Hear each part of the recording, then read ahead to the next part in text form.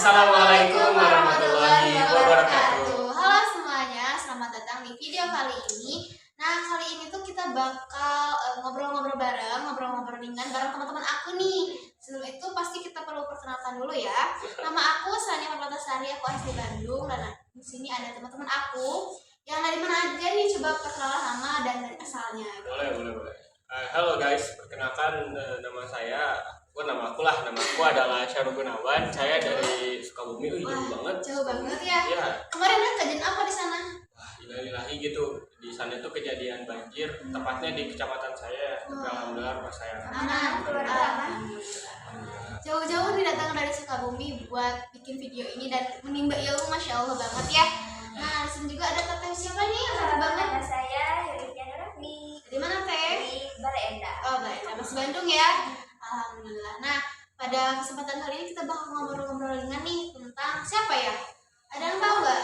Apa ngobrol tentang influencer? Wah, enggak. Enggak ya? Yang sangat Berpengaruh banget. Berpengaruh terhadap pemikiran Islam. Ya, luar biasa banget tokoh Islam yang luar biasa banget lah, kita bisa mengambil ilmunya banget dari beliau ini gitu.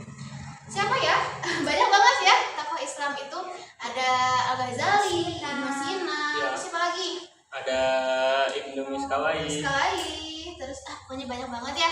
Nah, kita itu bakal ngebahas tokohnya, yaitu bernama Ibnu Miskawai, yang beliau itu expert banget dibilang akhlak ya. Nah, zaman sekarang itu pasti itu banget ya kalau akhlak mah gitu kan, buat tameng diri gitu ya di zaman era sekarang yang udah segala macam ada gitu ya.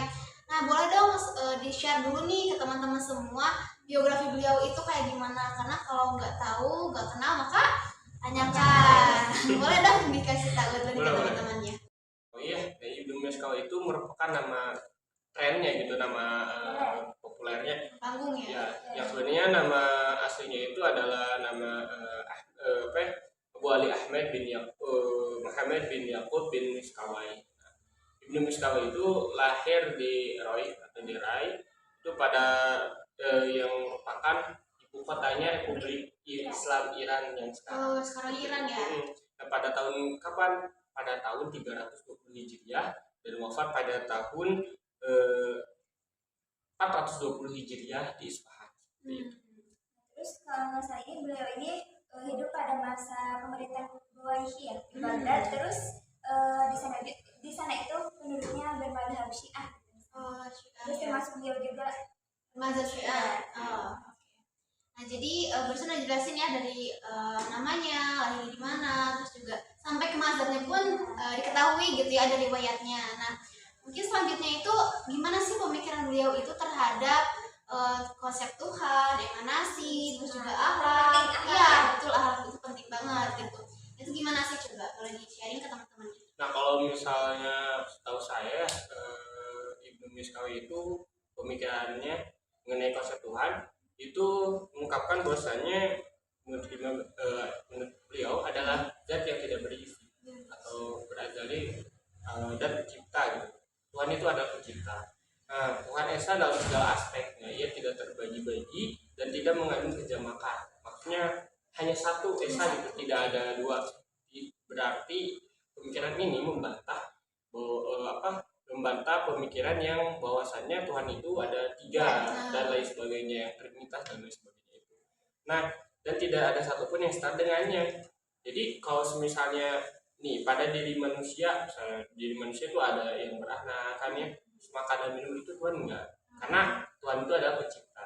Ya itu yang harus yang berbeda dengan makhluknya gitu.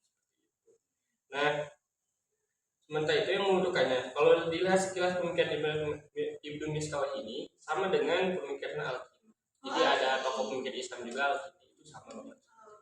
Konsep Tuhannya sama gitu ya.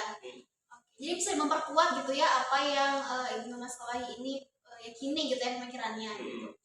Nah, terus kalau emanasi dan nafasnya gimana? Emanasi ini beliau tuh berpendapat bahwa semua alam semesta ini diciptakan dari cahaya gitu. Emanasi ya, pencahayaan, pancaran cahaya.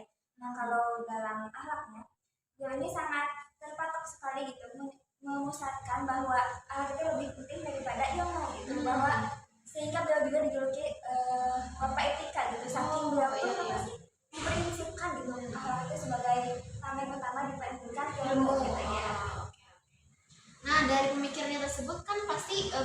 enggak hanya membicarakan kepada murid-muridnya gitu ya, pasti beliau juga mengkaryakan ya, perlu banget yang namanya ditulis gitu ya, karena takutnya berubah pikiran segala macamnya gitu ya. Jadi ada nggak sih karya-karya beliau yang masih relate atau masih terpakai sampai zaman sekarang ya? Nah, kalau berbicara soal karya itu, jadi yang paling terkenal menurut saya dan sepengetahuan saya itu karya Tahdzib, ini ada Tahdzib al-Akhlaq. Nah, di sana yang dimana karyanya itu kitab Tahdzib al-Akhlaq itu menjabarkan konsep pendidikan akhlak secara luas gitu ya. Nah, dalam kitab tersebut beliau menegaskan bahwasanya akhlak adalah suatu keadaan jiwa dan keadaan ini menyebabkan jiwa bertindak tanpa berpikir seperti itu dan dipertimbangkan terlebih dahulu. Nah, berdasarkan karya Ibnu Miskawai ini setidaknya ada 3 tujuan pendidikan akhlak. Jadi ada 3 tujuan guys. Yang pertama itu mencetak tingkah laku manusia yang baik. Jadi lalu sehingga manusia itu dapat berperilaku terpuji dan sempurna sesuai dengan hakikatnya sebagai manusia. Kedua, mengangkat manusia dari derajat yang paling tercela, derajat yang dikutuk oleh Allah Subhanahu wa taala. Yang ketiga, mengarahkan manusia menjadi manusia yang sempurna atau al-insan kamil. Jadi benar-benar emang di karya Tahdzib al-Akhlaq ini benar-benar membahas secara luas terkait akhlak gitu kan. Bahkan tadi dibagi menjadi 3 yang dimana itu menjadi poin utama daripada karya Ibnu Miskawai itu ya. Dalangin kasih kan coba-coba. Selain akhlak juga beliau juga punya kitab syair-syair. Dia terus tentang buat hukum-hukum juga ada. Selain akhlak ada hukumnya. Terus kitab Musyafa itu tentang syair-syair. Terus ada kitab tentang kata-kata bijak beliau juga ada dijadikan kitab. Jadi sebenarnya kalau tokoh-tokoh Islam tuh nggak cuma mahir di satu bidang ya, kayak banyak banget gitu, kayak yang ada yang akhlak, tapi juga gitu ya, bahkan astronomi gitu ya, falak itu juga tetap aja ada, jadi nggak terpatok di satu bidang aja gitu karya-karyanya. Nah terus karena BTW teman-teman kita itu jurusan pendidikan agama Islam ya, jadi penting banget gak sih kalau kita merelokasikan gitu ya antara pemikiran Ibnu Miskawai ini dengan pendidikan di zaman sekarang. Gimana coba ada relevasinya atau bagaimana? Nah, Ibnu Miskawai itu mendefinisikan bahwasanya pendidikan yang sistematis dapat dilaksanakan apabila didasari dengan pengetahuan mengenai jiwa yang benar. Jadi, suatu sistem pendidikan akan tercapai dengan sempurna apabila orang-orang yang menjalankan pendidikan itu mengetahui pengetahuan jiwa secara benar. Nah, karena pada zaman sekarang itu sangat sulit, masih kurang gitu ya untuk bisa mengetahui jiwa secara benar. Makanya pendidikannya pun itu masih berkembang, belum maju. Ibnu Miskawai ada 3 pendapat aspek tentang pendidikan, dari psikolog, kognitif, sama kesiapan peserta didik. Terus bukunya juga nggak ada buku tentang pendidikan khusus, namun tadi berpatok kepada kitab tadi akhlak ya, yang berkaitan juga gitu sama pendidikan ya.